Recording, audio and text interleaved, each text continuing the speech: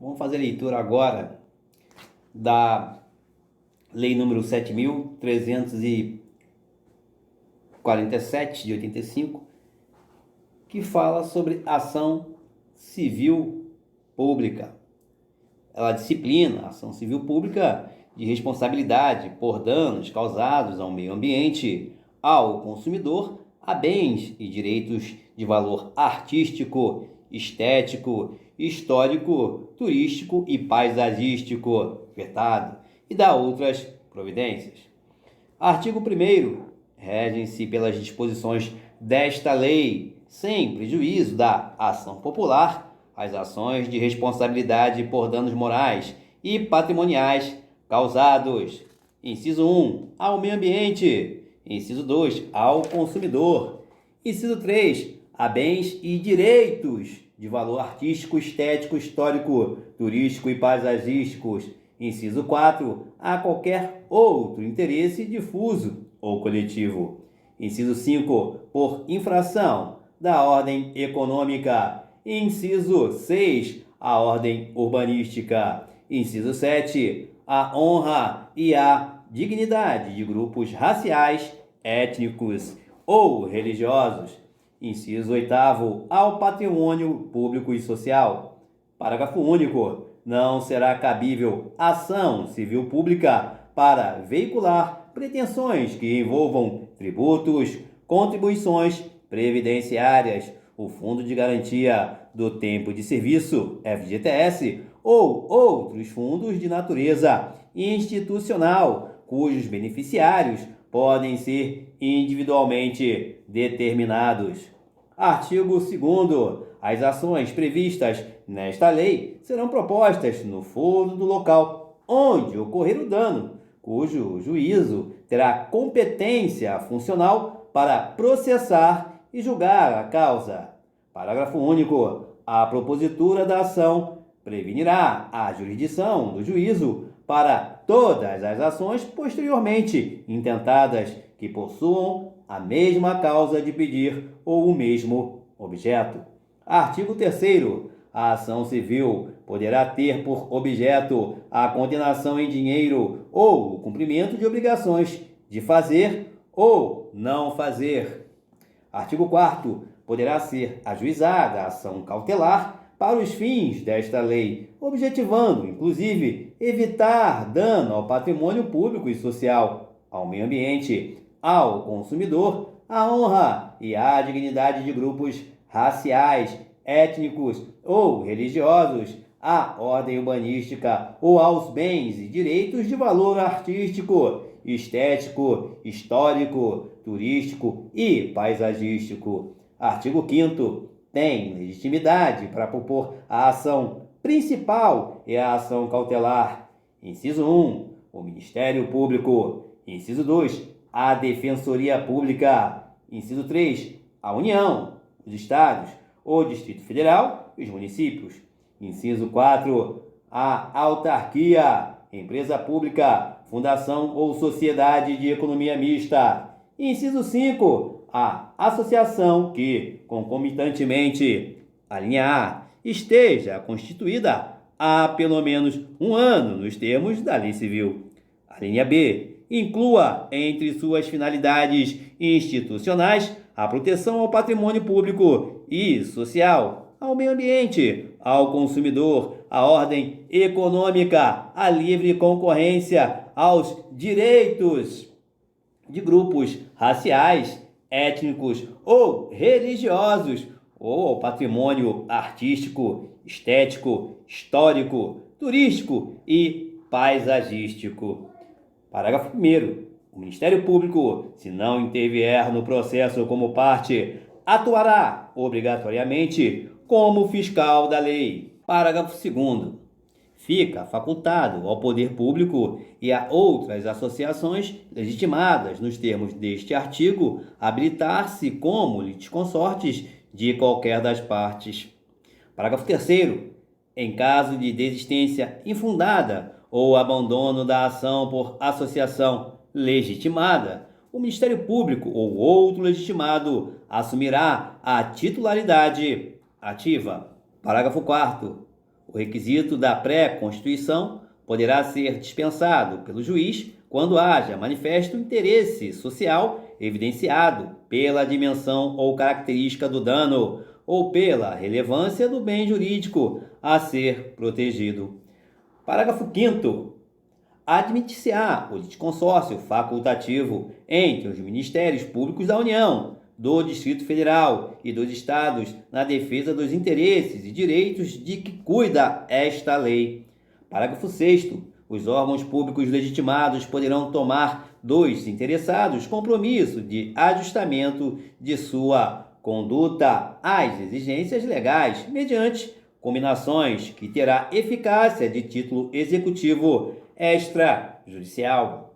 Artigo 6º. Qualquer pessoa poderá e o servidor público deverá provocar a iniciativa do Ministério Público, ministrando-lhe informações sobre fatos que constituam objeto da ação civil e indicando-lhe os elementos de convicção.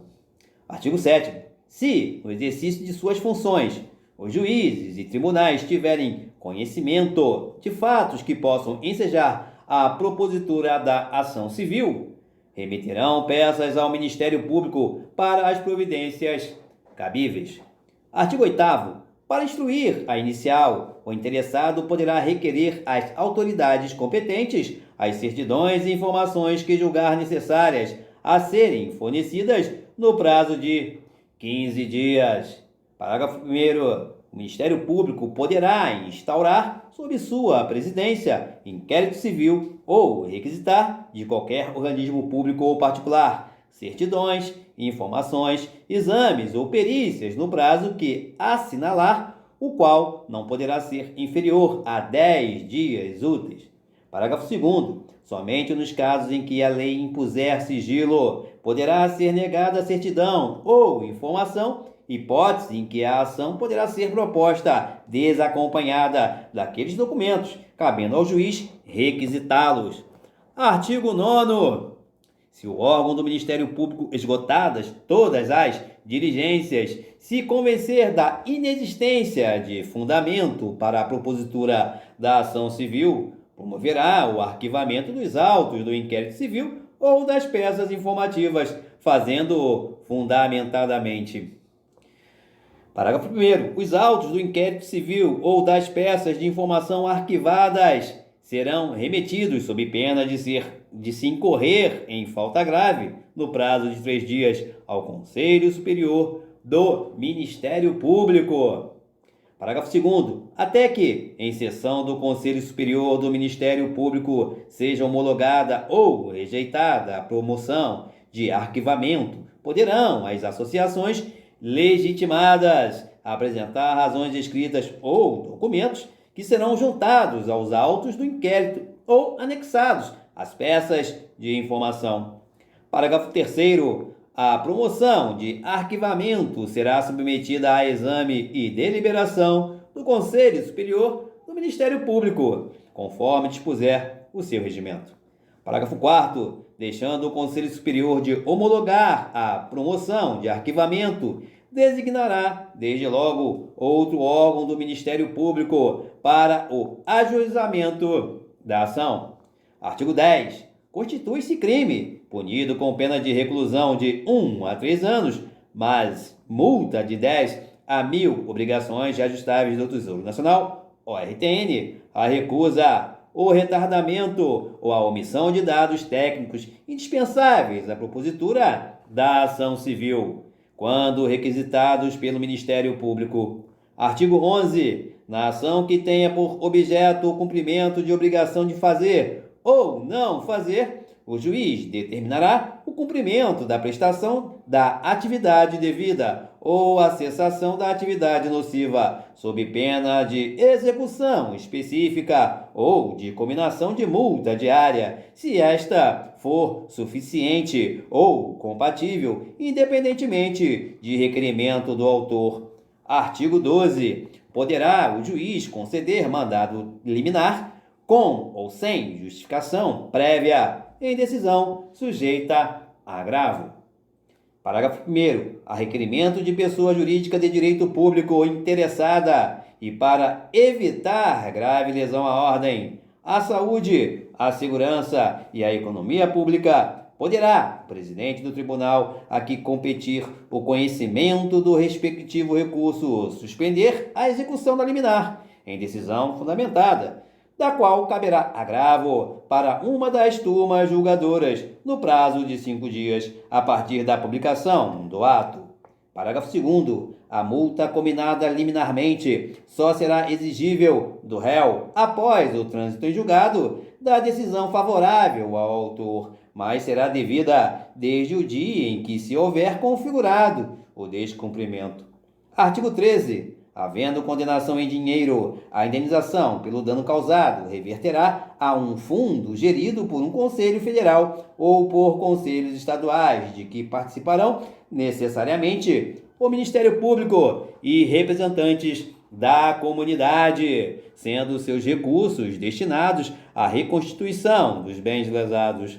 Parágrafo 1º. Enquanto o fundo não for regulamentado, o dinheiro ficará depositado em estabelecimento oficial de crédito, em conta com correção monetária. Parágrafo 2º. Havendo acordo ou condenação com fundamento em dano causado por ato de discriminação étnica, nos termos do dispositivo no artigo 1 desta lei, a prestação em dinheiro reverterá diretamente ao fundo de que trata o caput e será utilizada para ações de promoção da igualdade étnica, conforme definição do Conselho Nacional de Promoção da Igualdade Racial, na hipótese de extensão nacional, ou dos Conselhos de Promoção de Igualdade Racial estaduais ou locais, nas hipóteses de danos com extensão regional ou local, respectivamente. Artigo 14. O juiz poderá conferir efeito suspensivo aos recursos para evitar dano irreparável à parte. Artigo 15. Decorridos 60 dias do trânsito em julgado da sentença condenatória, sem que a associação autora lhe promova a execução, deverá fazê-lo o Ministério Público, facultado igual iniciativa aos demais legitimados. Artigo 16. A sentença civil fará coisa julgada erga omnes, nos limites da competência territorial do órgão prolator, exceto se o pedido for julgado improcedente por insuficiência de provas, hipótese em que qualquer legitimado poderá intentar outra ação com idêntico fundamento, valendo-se de nova prova. Artigo 17. Em caso de litigância de má-fé, a associação autora e os diretores responsáveis pela propositura da ação serão solidariamente condenados em honorários advocatícios e ao décuplo das custas, sem prejuízo da responsabilidade por perdas e danos.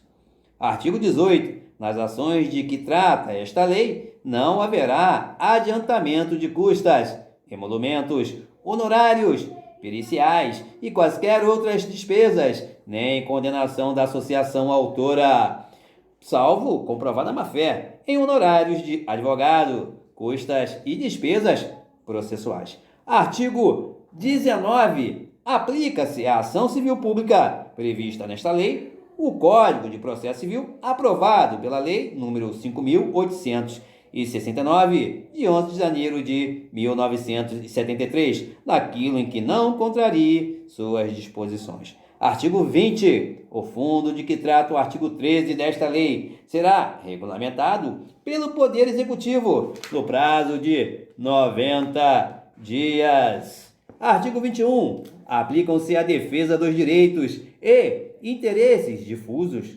coletivos e individuais, no que for cabível, os dispositivos do título 3 da lei que instituiu o Código de Defesa do Consumidor. Artigo 22. Esta lei entra em vigor na data de sua publicação. Artigo 23. Revogam-se as disposições em contrário